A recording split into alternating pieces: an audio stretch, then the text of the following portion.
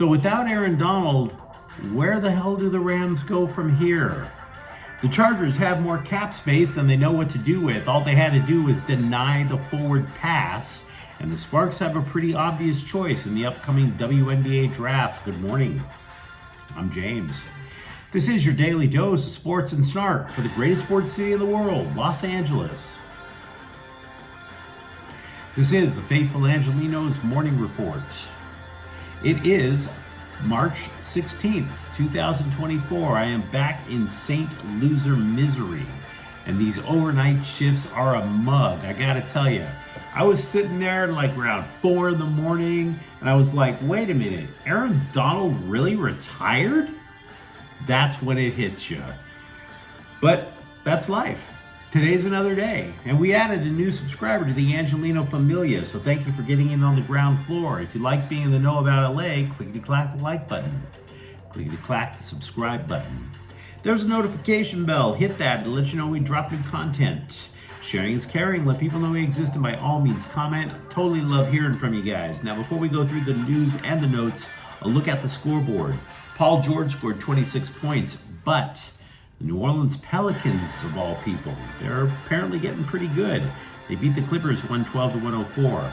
Anze Kopitar scored twice, and the Kings beat the living hell out of Chicago 5-0. Meanwhile, today, a pretty good schedule. Golden State is at the Lakers at 5:30. The Kings are playing again. They're at Dallas at 5:30. It is Galaxy game day. St. Louis is in town. They'll play the Galaxy at 7:30, and LAFC is at Minnesota at 5:30. Here's a weird little note. Reigning MLS Golden Boot winner Dennis Bouanga, 0 goals so far for the black and gold. But let's get to the news. What do you say? So, I posted a breaking news clip yesterday, soon after Aaron Donald retired. Wanted to get the basics out of the way. If you want to know more information about what happened, by all means look at the Rams playlist. We have it there. But we'll go and recap a little bit about it, and then also try to figure out what the hell the Rams are going to do. What I will say that I didn't say yesterday to start is that while Aaron Donald's retirement caught us by surprise, it didn't exactly catch the Rams front office or Sean McVay by surprise. In other words, there have been stories coming out at the end of every year since the Rams won the Super Bowl a couple of years ago, is Aaron Donald coming back. The primary reason a story like that would come out is there might be some smoke or some rumblings going around. So I would presume because of that, the Rams had a contingency plan, or do have a contingency plan. The good news, if any, is that the draft is offense heavy, which means defensive players might wind up slipping down to where the Rams draft at 19. Might. We'll get to that. Because it absolutely changes the entire offseason strategy for the Rams without Aaron Donald to lean on. For example, I believe there's no way the Rams will trade down in the draft. Why? They already have 11 picks. If anything, it stands to reason that they would need at least one elite defender, preferably on the defensive line. Besides that, they have 4 picks in the top 100. If they see somebody that they really like, they will get aggressive. Remember, they did not have the number 1 overall pick to get Jared Goff. They had to trade into number 1 to get Jared Goff. I don't know necessarily how high can you get, but you have to presume that you could move up more than just a couple of spots when you have 4 picks in the top 100 selections. In terms of how important positions are, though, that's when things start to get a little weird, because a lot of mock drafts suggest the Rams will take a cornerback. I don't buy that for a second. I don't. The reason that the Rams were able to get away with taking cornerbacks in the 5th, 6th, and 7th rounds was because they had the personnel to get to the quarterback in the first place. And if you have that sort of personnel to get to the quarterback theoretically is going to be in a rush. So I think they value getting to the quarterback and dominating the line more than they do having somebody who can swat a pass away. So where do you go? Do you look to nose tackle like Aaron Donald was? Or do you go with also a conventional thought that you need more than one pass rusher? They pretty much only have one in Byron Young. The Chargers have three, for example. So so that's where we start to ask ourselves. Interior defensive line, edge rusher. There is no replacing Aaron Donald. We already know that. He's a unicorn, one of one. You'd be foolish to think you could replace him. Totally get that. It's pretty much where the decision is which one smells more like perfumed excrement. You could still say, for example, you could get that second pass rusher theoretically at 19 to put opposite of Byron Young, like Leatu Letu of UCLA. That would be a pretty good idea, but not necessarily in the NFC West. Keep in mind, if you're trying to get to the quarterback, that would work against Arizona because Arizona doesn't really have much of a running game. They still rely on Kyler Murray. San Francisco and Seattle base everything off of the run. So do you really want multiple edge rushers? Or do you sit there and you say to yourself, well, maybe that means we have to draft a defensive tackle? Now, if that's the case, you're going to hear the name of Byron Murphy a lot. He's a defensive tackle from Texas. He plays the three position like Donald does. He might not, though, be available at 19, hence the idea of trading up to get him. You might also hear the name Johnny Newton of Illinois, who probably will be available when pick 19 comes up. Other defensive tackles are said to be available in day 2. You have to replace defensive tackle now, by the way, because the defensive tackle draft class in 2029 is considered weaker.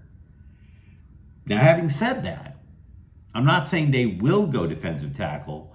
I believe they go defensive line. I think trading down is off the table. To repeat, I think trading down is off the table. And I think that's either going to be trading up to get the lineman that they want or seeing which one falls to them. Will it be a defensive end like Letu or a defensive tackle like Murphy? Because then you could theoretically go out with the free agent space that you do have and get what's left. Draft a defensive tackle. Maybe you sign Jadeveon Clowney as a defensive end out of free agency. Draft Leatu Letu. Then maybe you go back and you go find yourself a defensive tackle in the free agent market. Is it ideal? Absolutely not. But you got to do something. The Rams also did something. They signed quarterback Jimmy Garoppolo to a 1-year deal, the former 49ers and Raiders quarterback. This move was panned on social media. I don't buy it for a moment. I think it's actually a pretty smart idea, especially as a backup, because he's clearly going to be better than Brett Rippon was last year. And by the way, we still don't have any idea what the hell's going on with Stetson Bennett. So, yeah, Garoppolo looks like a pretty decent option to me. They also restructured Joe Noteboom's contract to create more cap space, somewhere around an additional $8 million. The Rams have also brought back linebacker Christian Rozeboom. He was the number 2 inside linebacker last year. The Rams would play a 3-4, mix in a 3-3-5. Basically, Rozeboom played a lot of snaps for the Rams, so kind of useful. Kind of a good idea to bring him back. Meanwhile, over with the Chargers, they now have $30 million in so-called effective cap space. They went from $45 million over the salary cap limit to now having $30 million in effective cap space.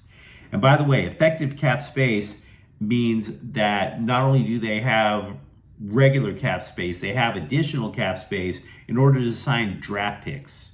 You don't just get to zero at the salary cap. You have to prove you have more to sign your draft class. Now, in terms of space that they can use to sign players right now, it's about $21.5 million. So you could theoretically see the Chargers trying to pluck a couple of wide receivers off the market. Odell Beckham Jr. kind of comes to mind. But at the same time, you're like, damn. If you're a Chargers fan, aren't you still in shock over losing both top wide receivers? I keep going back to GM Joe Ortiz saying that as recently as a couple of weeks ago, they did not have a focused offseason plan. And by the way, we still don't know what the hell the plan actually is. Did the fact that the Chargers front office came into their job so late in the game, did that lead to them being so far behind that they had to make a panic move by trading Keenan Allen? I don't know for sure, but it seems that way.